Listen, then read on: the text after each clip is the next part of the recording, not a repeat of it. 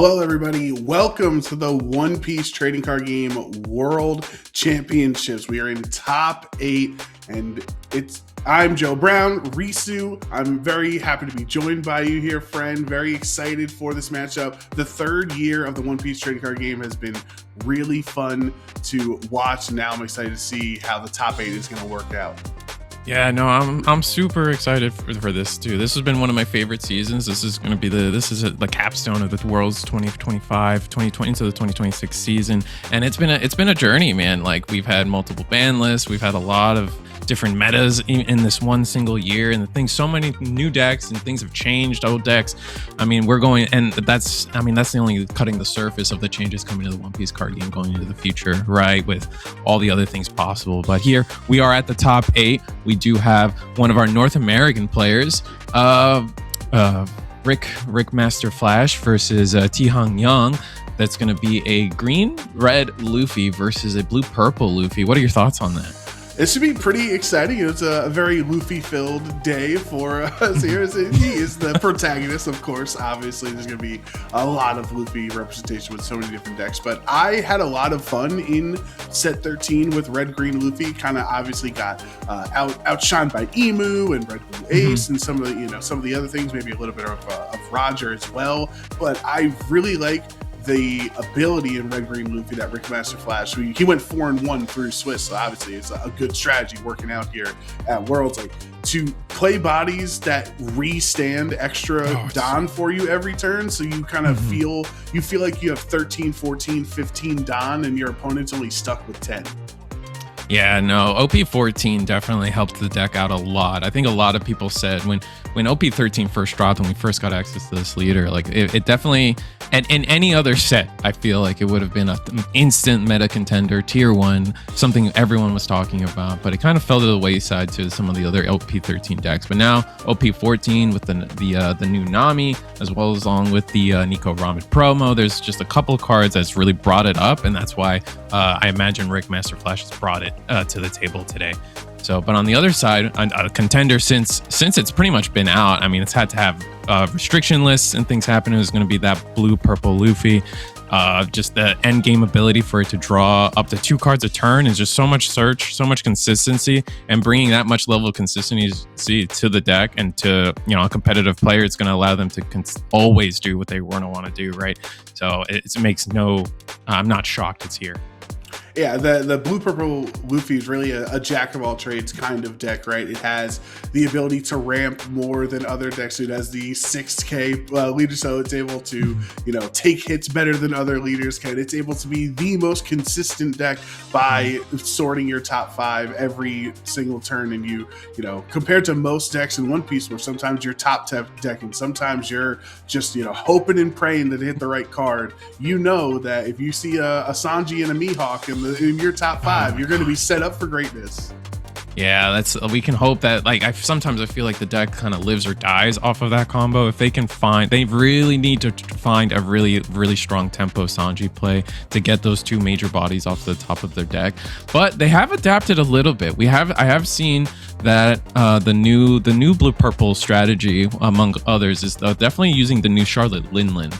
This is going to be the Charlotte Linlin, the 7-drop from EBO3 that allows you to get an extra ramp, which is really powerful. I think the other thing that the blue-purple Luffy really wants to do is probably get about 2 ramps in their game plan. Once off of the Bon Clay, Mr. 2, and then once off this Linlin if they're running it, or through a Zoro Druro.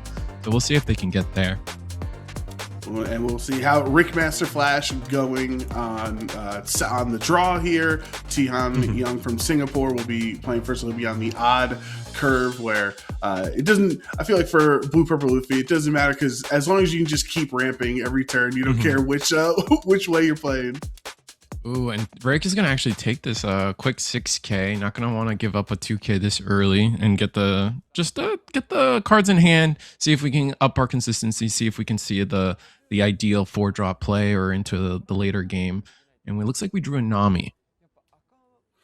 And now with the Usopp, which is one of the new additions for this deck that wasn't available for Luffy in set 13 at the end of your turn. If your leader is film or Straw Hat, restand to Don and Rishi. That's really what Luffy wants to do. That's what Ricmasterflash is going to want to do. Have the Usopp, have his Sanji, as well as his Zoro or any other cards that at the end of the turn restand your Don. Because for those who haven't seen Red Green Luffy's ability, if you attach one Don to your leader on your opponent's attack, if you have 5 or less Don active, you can tap Don for 2,000 counters. So it's effectively on top of all the counter you have in hand, you also have like 10k counter on the field as well.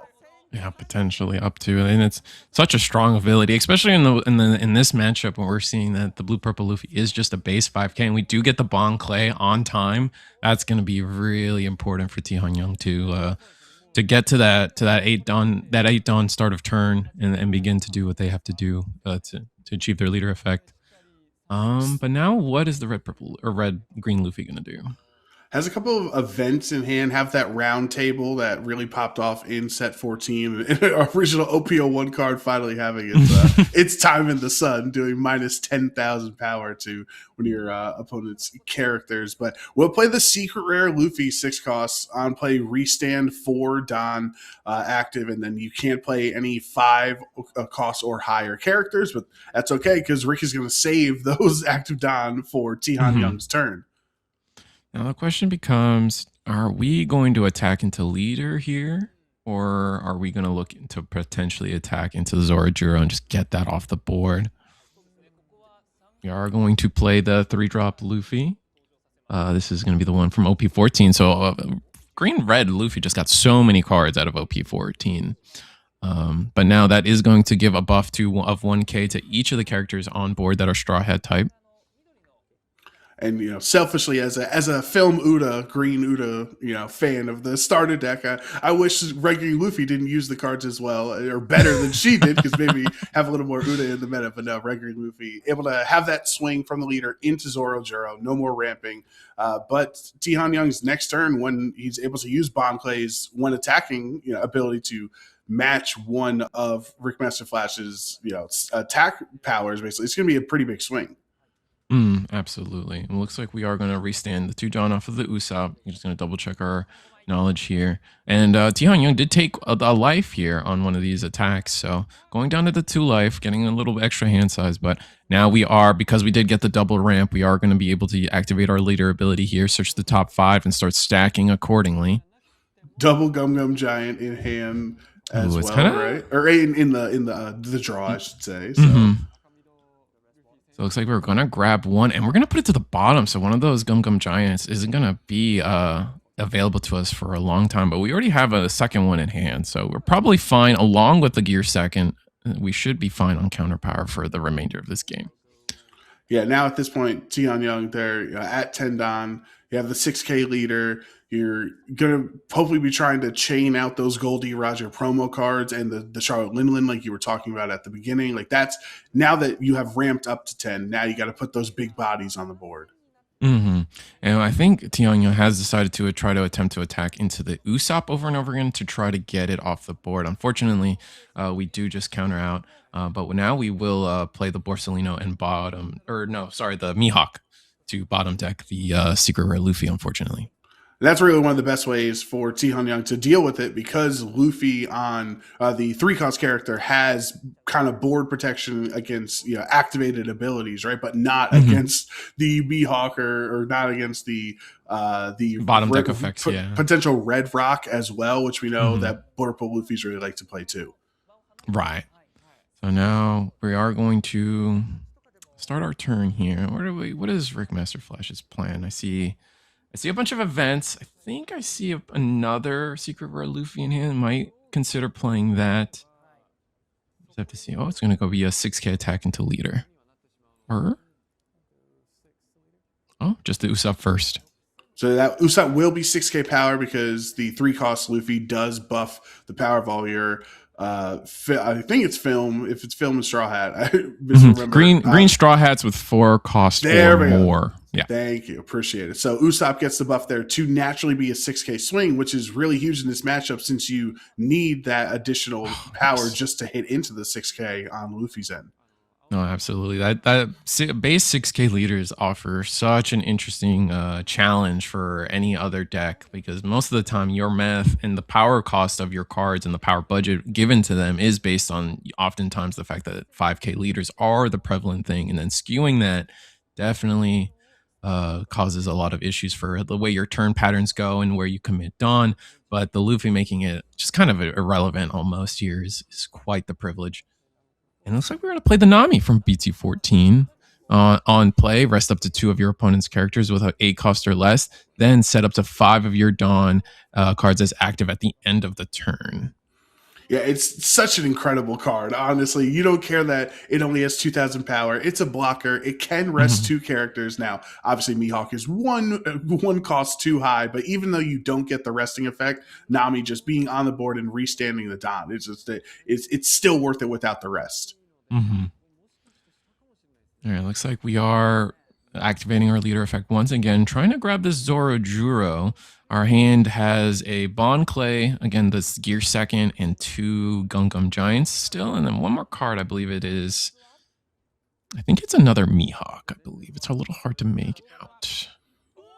And gets the Goldie Roger off the top. So 2 turns in a row, sending the 4 cards to the bottom of the deck every time to try to cycle through, and gets rewarded by hitting the Goldie Roger off the top. That's huge. This is such a powerful promo because when you do play this Goldie Roger, you're going to be able to, if your opponent has 10 Dawn, you can actually gain a plus 2K until the end of your opponent's turn, effectively making you a 8K leader, which definitely just causes. Honestly, usually this causes your opponent to just skip their turn in terms of how many attacks they can go at you into your face. Yeah, it's just so hard because you want to continue developing your board and also get swings in. But if you use Don to play out the characters, then you're not going to have the additional Don necessary to swing into the 8K life on Tihan Young's end here. But Ricmasterflash does make it through that turn pretty healthy. Tihan only having 2 characters out right now compared to the very wide board that Rick has. But if you have 5 characters out, but really only one of them in Usopp is an attacker, right? You want to save Luffy for board protection. Nami, right. Garp, and blocker Nami as well are not big attackers. It's going to be tough to break through. Oh, and it looks like we are going to bring in the round table from earlier, and minus 10K, the Mihawk does inevitably unironically turn the Garp into an attacker here, and we're just going to give it up. There's no sense in losing that much hand size. Not that we actually have too much counter power in our hand to begin with, unfortunately, outside of events.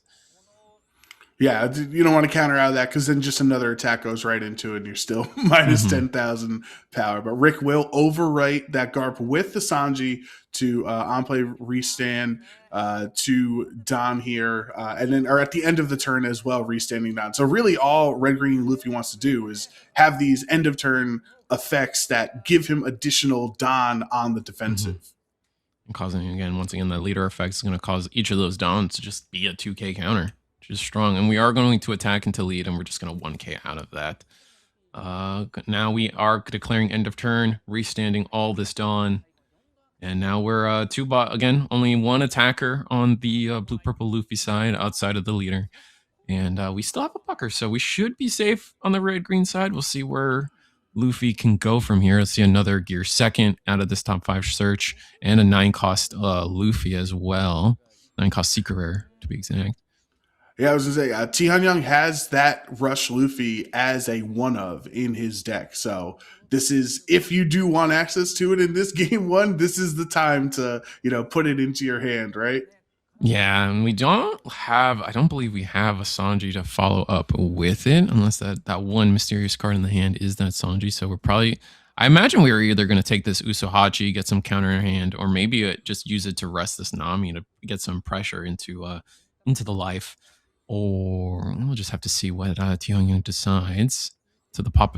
This could be the first time we put this to the top.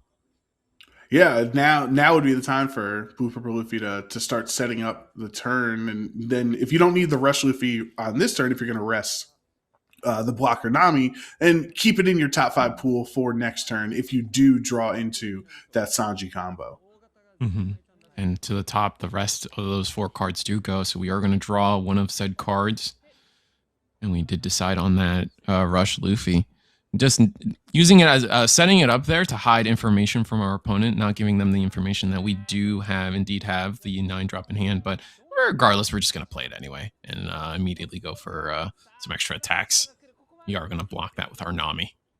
Makes a lot of sense. Still 2 life remaining for both of these players, but slowly but surely, Tihan Young, he doesn't have a lot of characters out. It's only the 2, but he has a really, really high attack power, right? They're very tall compared to how wide Ricmasterflash is going. Yeah, which I mean, the board state being this wide isn't really helpful for us as the Ricmasterflash. It is allowing us to keep up defensives, but in terms of offense, we don't have much. It's the Sanji and then just the Usopp. So 3 attacks.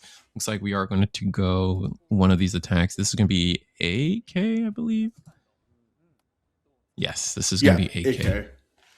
Using the gear 2 to get out of that with that last time. That does mean you don't have any more Gum Gum Giant available for you this turn. You're going to have to use the counter in hand to get out of any other swings. Or just take a life. This is a really good turn to actually maybe get a little aggressive, I imagine. We're going to use some Dawn here. Probably use that starter deck Nami to attach one of the Dawns to our leader. We do need that one Dawn to even activate its leader effect. And you're going to have to spend, or just have to really get a couple more Dawn onto the field because you got to be under 5 or under for the leader effect there on Rick's side. But you can maybe attach a little bit more to the Usopp. However, once you attach to the Usopp, once he's rested, I should say, you got a big body Luffy and a Goldie Roger that are ready to swing into it on the next turn. It looks like we are going to go ahead and commit to that. We are going to attack into, imagine, leader here. That should be 8 at life. Yep. It's a good turn as the blue purple doesn't have any Daunt up. You know that another Gear Second can come down, and Gum Gum Giant can come down, so they have to use their counter power, which is often a lot of the only characters they're going to have at the end of point here. And we are going to discard a Charlotte Linlin, and I believe the Usohachi we picked up earlier. And yeah, they don't need the Usohachi anymore now that Rick had blocked with Nami on the previous turn. You don't need to rest a blocker that's no longer there, so use it defensively for that 2K counter. All right, makes sense. We're going to go 7 into live here, I believe. And he takes that. Only 4 cards in hand and no 2K counters. It means there was nothing that Tihan Young could do about that. Does draw an Otama, though, which gives him more counter, and then if you don't use all 10, Don, next turn you can maybe only 8 of it. You can save your Gear 2 and your Gum Gum Giant again now that you are on 1 life. It is getting a little risky. Yes, absolutely.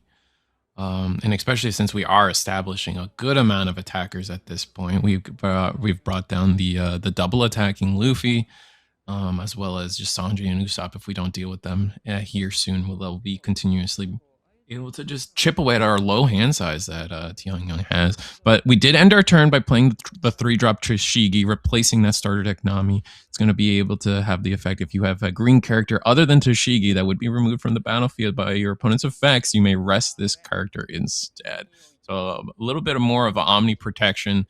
It covers bottom decking instead of just the KO effects that the Luffy offers.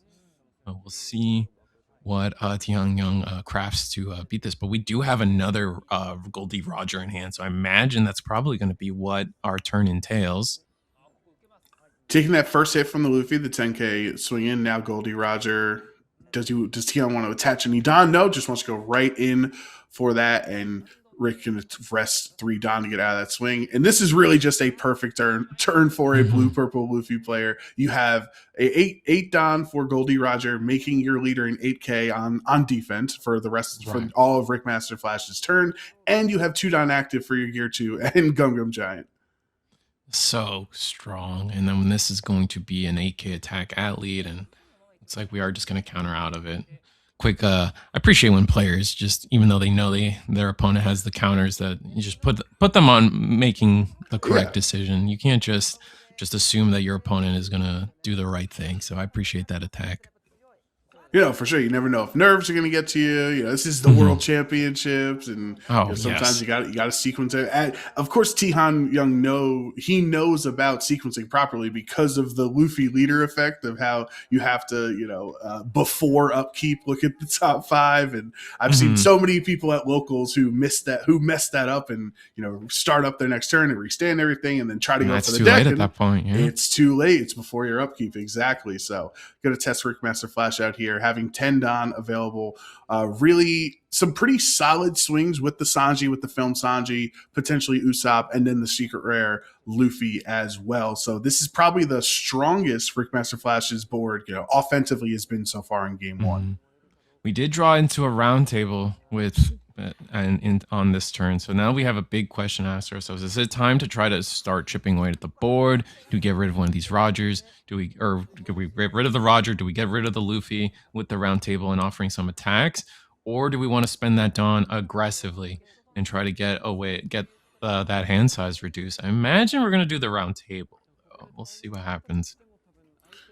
Yeah, just getting rid of one of these huge bodies on Tihan's side is definitely feels like worth it. But we'll fish first with the Sanji swing. Want to get a card out of hand, which is exactly what Tihan does, and getting a little bit more information now. 5 cards each for these players. No Don attachment here for this Luffy swing into the life as well. And looks like Tihan Yong is going to counter out. Actually has a lot of counter. Pretty much his entire hand is valuable. 2 events that help you end in 2 2Ks is pretty good. It's pretty much ideal, especially when you have the 2 Dawn up. But Ricmasterflash hasn't committed any Dawn this turn and has been able to get a couple cards out of Tihan Yong. So now we have, more access to do what we want this turn, and we're going to commit 2 Dawn onto the Usopp. It's going to be 6, 7, 8. No, 7. No, I'm right. 8. No, yep, 8 because of the 3-cost Luffy. Going into life, we'll just need a 2K counter to get out of this. And are we going to give him the counter? He's got to be worried that why has Rick not played any, really attached a lot of these Dons, right? So he will give the Otama to get out of that. Now I think we're about to see it. We're about to see the round table play and start cleaning up this board a little bit. I think this is an open deck list as well for our players here. So Ricmasterflash knows that this is the one rush Luffy in Tihan Yong's deck. So if we commit to clearing the board here, we can comfortably stand on the fact that there's not going to be a lot of rush plays coming out of Tihan Yong on the next turn. That Rush Luffy now has 0 power, going to swing with the leader. Definitely getting rid of that. But if that's the only, character you got rid of, you spent your entire turn, you got a couple cards out of hand, but Tihan still has incredible defensive utility from the cards that are remaining, and you only lost 1 character. I feel like you're sitting pretty if you're Blue Purple Luffy. Yeah. We do have 3 attacks, so we have to be able to counter out of 2 of these on Ricmasterflash's side, and these are 3, at least both the Rajas are such chunky bodies that even with no Dawn commitment, you're going to be requesting so many cards. But we do have the 5 Dawn that we need to protect ourselves. See what happens. Takes the Usohachi out of the top, draws the top card, which is the 9-cost Sanji. So that means he's set up the next big body, either Mihawk or another Goldie Roger at the top of the deck to, have just a casual little, 17 Don play when you play it out. Is that all? All right, and now we're going to do the same. No Dawn commitment. We're just going to send body sideways into Ricmasterflash's life. And there we go. We're going to use 1 leader effect. And then and the Charleston to trash a card in your hand, gain another 3,000 power, and then at the end of after that counter, restand 3 Don. So he still gets out of that swing and keeps 5 active Don. Pretty nifty. Master Flash doesn't have a huge amount of hand left. This top, if we do get another turn, there might be their last turn. So if Tihan Young has another, if they have another Roger loaded for the Sanji, it could just be too much for Ricmasterflash to make out of this. And one thing to remember that these top cut matches are best of three independent 30-minute matches. It's not an overall round timer. Each of the potential three games has a 30-minute timer on it. So we have 8 minutes left. Not anticipating this game to go down as they are very low in life. So I don't think it'll end up into overtime, but that's something to consider on Tihan's end. If you can just keep your board healthy and keep boosting your leader every turn, you'll probably win in overtime either. Ooh, so we're gonna commit some Dawn to the Roger, and we do take that we do take that life, and now we still have the 8 for the required for Sanji. Or 9, no. So we can't play Sanji. So can't Sanji this turn. Probably gonna swing, because even if you attach to your leader, Ricmasterflash has 10,000 counter available with the 5 active Don, right? Yeah. So I think there you go. Tiana understands this attack's not getting through. Ooh, this is a really good turn for Ricmasterflash. And this is the one. I think this is it. We have to figure out the Dawn math on this turn. I don't think we could survive another turn. Especially at 0 life, I think we don't have the counter power, so we're gonna have to figure out how it must be either just clear the board or go for game, and it's more efficient to go for game at this point. Yeah, I think you just got to risk it. You have to go for game, knowing that on the next turn you probably don't have a chance of surviving. Because even if you do have your 5 Don up with only the 4 cards in hand, if he just attaches all 10 to, if you have no blockers out, right, and just attach all 10 to the Luffy, that's a 16k swing. And even with the extra Don, you wouldn't be able to, or the defensive ability on Red Green Luffy, you wouldn't be able to get through. So probably just having to find a way to use all 10 of these Don offensively this turn. All right, so requesting 2Ks from our opponent. We're attacking 7. 7 again, asking for another 2K. It does have with the Usahachi and then 2 events as well. Probably the simplest just to give the Usahachi so you don't reveal what else is in your hand. And the Sanji's not even a brick because you'd use it as the trash card for Gum Gum Giant. Yeah. Debating on how we want to do. I think we're potentially debating on using the Gum Gum Giant now to get different cards in our hand. And that's what's going to be. We're just going to be fishing for a couple extra cards in our hand to have more perfect information on how to proceed with this turn. Also, and we draw into another Gum Gum Giant and a Gear second. But also, I think the reason Tihan was not considering using Usahachi there is wants to wait for information revealed if Ricmasterflash plays out a blocker Nami, wanting to save that Usahachi to rest it on the next turn, because he could have very easily gotten out of it with a 2K swing, but decided to use Gum Gum Giant instead. All right, so now I think Tihan Yun just has the counter in hand at this point with the Dawn up. This is going to be way too difficult. We see this is going to be another Luffy attack. Your second. And then the rest onto Luffy. Another attack, 2K. And that's going to be the concession from Ricmasterflash. We're going to surrender, and Tian Young gets game 1. There you go. Pretty good showcase, I should say, of how these two Luffy decks operate. Ricmasterflash wanted to go wide. You do have a very strong supporting cast of characters, right? The 3 costs, OP14 Luffy. You have Tashigi for protection as well. The Usopp buffing everybody's power, on the field. But when you're buffing a bunch of 5Ks to 6 or a bunch of 6Ks to 7 or 7s to 8, right? Even with the Sanjis, that's still light work for a Blue Purple Luffy that sees all of his counter events. Yeah. No, that was and I think some of those bottom decks actually ended up coming up there as we perfectly drew into just the perfect amount of counter again from Tian Young. So the kind of setting up the bottom of the deck for the late game definitely is something that came up in that game, and it's definitely a masterclass on why these players are playing at the national level above so many other players, and had to compete and achieve what others haven't. So with Ricmasterflash, remember this is a best of 3 where all 3 games are timed individually, 30 minutes going into game 2. How do you think he can, make adjustments in this matchup? Because it's still 6K leader sitting on the other end. It doesn't matter if you're, if you try to switch up, it's still going to be hard to swing into.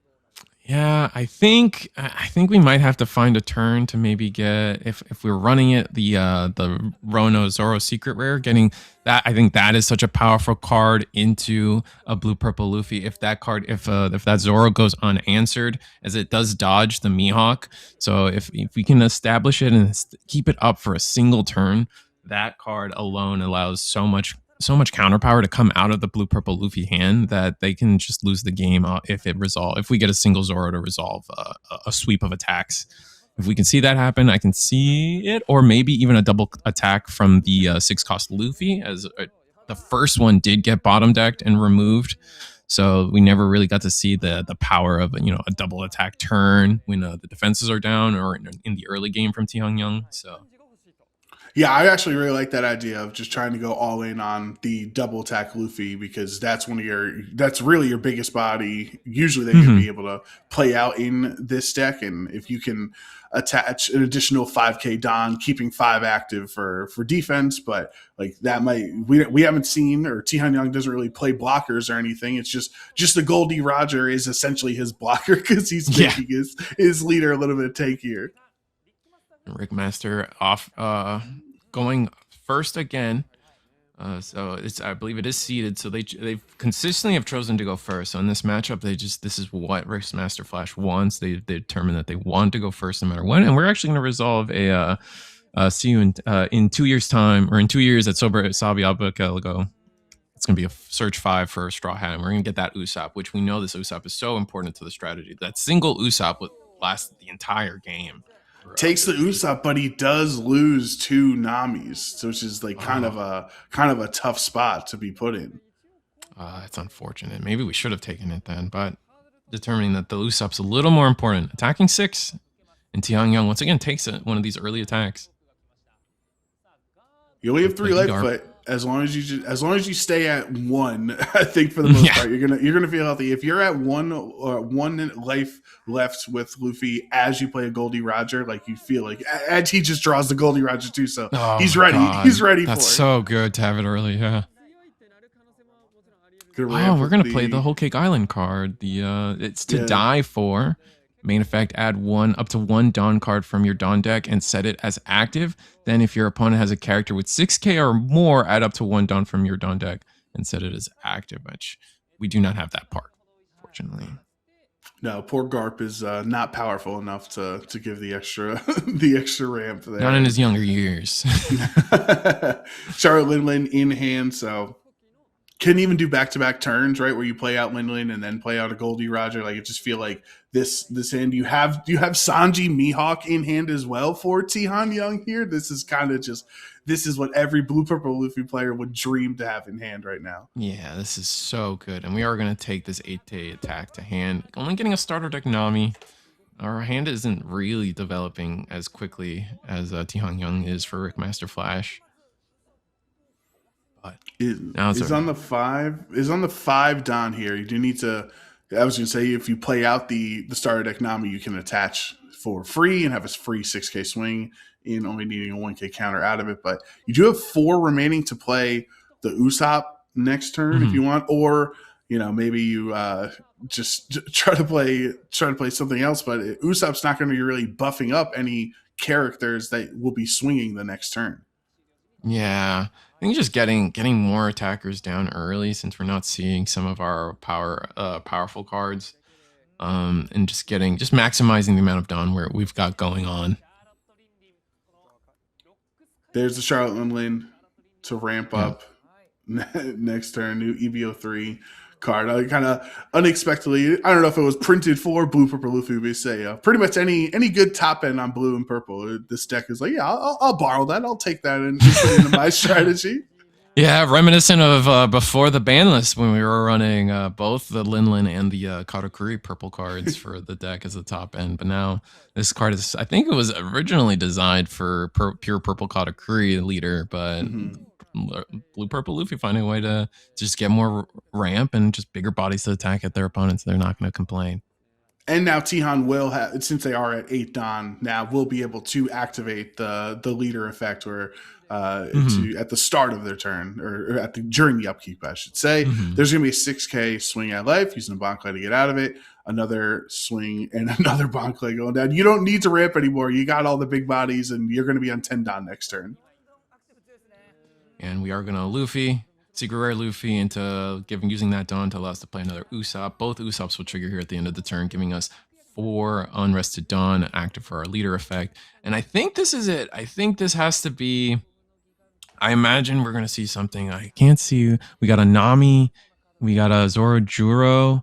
And I think we got the Rush Luffy, but I think we just put that to the top. So I was going to say, I think he put Gum Gum Giant on top, but I could be wrong. It could have been Rush Luffy. It's hard to tell with how pretty Tihan's deck is. Yeah, it's a little difficult. Right. So what is set to the top? What is set to the top for Sanji? Is it the Nami? I think it was the Nami. Oh, it's the Mihawk. It's the Mihawk. 2 games in a row. Ricmasterflash plays out Secret Rare Luffy and just gets immediately bottom decked. Oh, that's just so much tempo gone for Green Red Luffy. Green Red Luffy. We have just no attackers on this turn. I mean, we can commit 2 Dawn to each of these Usopps, but it's just not the same pressure that we're seeing on the other side. We're seeing multiple 7K plus attacks coming in. We do have 3 life. We can cushion ourselves a little bit. It looks like we're thinking about playing the Searching Nami. You gotta search for something. Search for a miracle at this point. Search for something, and you get it. The 6-cost Luffy is right there. Oh, that's pretty good. Can activate with the starter deck Nami. Use that Don that you use for your Searcher Nami to give to your leader for free. I was gonna say you can also play Luffy and then film Nami or blocker Nami. You'll have enough Don restanded to get both of them out. But again, the more wise you go, you're still not going to be breaking through the high attack power on Tihan's end. Yeah. We have 5 Dawn remaining for this turn. We are going to activate that starter deck Nami to move 1 Rested Dawn up. Now we have decisions to make. We do still have 2 Usopps, so we can play that Nami like you said, and then restand up to upwards of 4 Dawn. Gonna be 6 life attached to going for attacks. Usopps will be boosted up thanks to the 3-cost Luffy boosting their power by 1,000. So that is an 8K into 6. Now the using giant, or actually going to take that last life. Having a lot of counters in hand, but not wanting to go low on hand size. Now we have a big decision to make on Ricmasterflash's side. I think we're about to see them maybe just commit 1 Dawn, attack with the Usopp, request some counter. That's going to be simple enough. And then now we'll have the 4 Dawn standing up perfectly, or 5 Dawn standing up perfectly.